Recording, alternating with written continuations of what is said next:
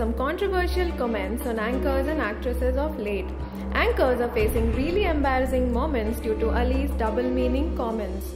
He diverted a topic to anchor Suma at Son of Satyamurthy audio launch recently. ఆయన ఏమనుకున్నారంటే trailer launch అనగానే ఎక్కడ నొక్కాలి నన్ను అడుగుతున్నాడు ఆయన. సార్ మంచిదేంది మీరు సుమని అడగలేదు. దేవుడా. During the same event, he compared Samantha's waist to Vijayawada Ben's circle.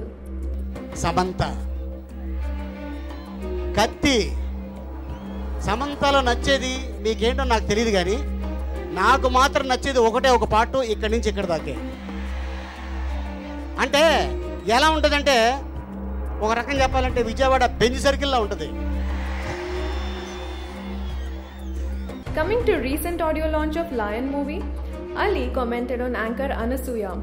He said that mic charging has gone low because it was used heavily, which for sure was intended for pun. Just because people laugh at his jokes does not mean he can use indecent statements at such events. Have your say in the comments below.